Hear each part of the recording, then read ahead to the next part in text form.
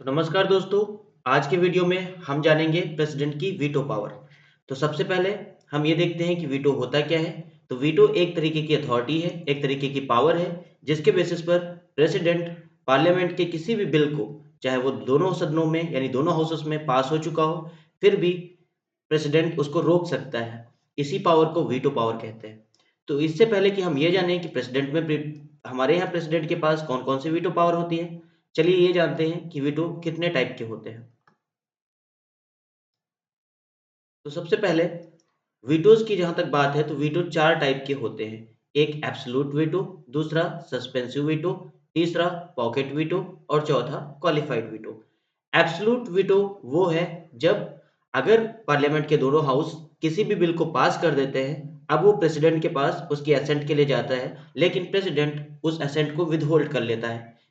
यानी राष्ट्रपति संसद द्वारा पारित विधेयक को अपने पास सुरक्षित रख लेता है और इस तरीके से वो बिल स्वतः समाप्त हो जाता है और लॉ नहीं बनता है। ऐसा ज्यादातर प्रेसिडेंट तब करते हैं जब लोकसभा अपने डिसोल्यूशन के टाइम पर होती है और अंतिम टाइम पर कोई बिल पास कर देती है, तो प्रेसिडेंट उसको विथहोल्ड कर लेता है। हर केस में ऐसा नहीं होता, पर ऐसा कर सकता है। दूसरा सस्पेंसिव वीटो, यहाँ पर या इसको हिंदी में निलंबनकारी वीटो कहते हैं।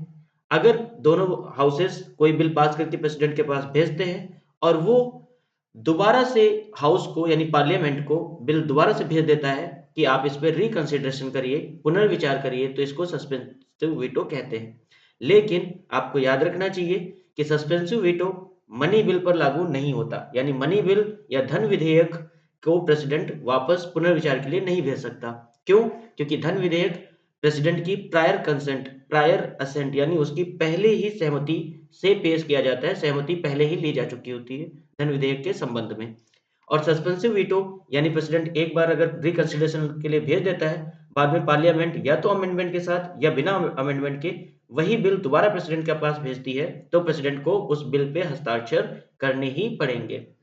तीसरा है पॉकेट वीटो, यानी कोई भी बिल अगर पार्लियामेंट में पास होने के बाद प्रेसिडेंट के पास जाता है और प्रेसिडेंट उस पे कोई एक्शन नहीं लेता, क्योंकि हमारा जो आर्टिकल 111 यानी एक अनुच्छेद 111 है, जिसके तहत ये बाध्यकारी है कि पार्लियामेंट जब भी लॉ बनाती है यानी कोई बिल पास करती है तो प्रेसिडेंट के पास जाता है।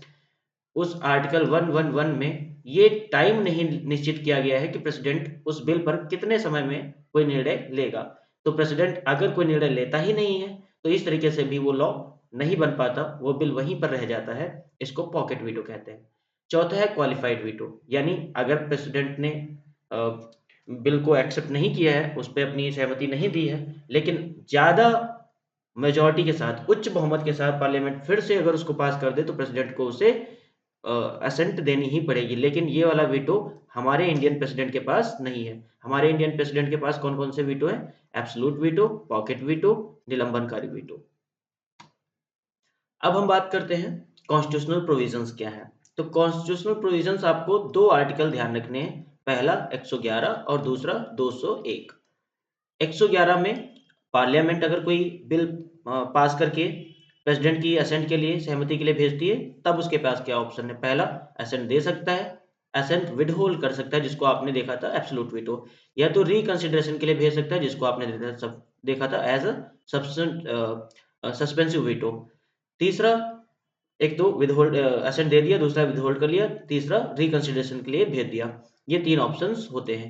लेकिन 201 में क्या होता है कि अगर राज्य में कोई लॉ बनना है और गवर्नर को ऐसा लगता है कि ये कॉन्स्टिट्यूशनल क्लैरिटी की ज़रूरत है इस पे, तो वो प्रेसिडेंट के पास गवर्नर जब भेजता है, तो प्रेसिडेंट के पास आर्टिकल 201 के तहत यही ऑप्शंस होते हैं, या तो वो पास कर सकता है, या विथहोल्ड कर सकता है, या रिकंसिडरेशन के लिए भेज सकता है।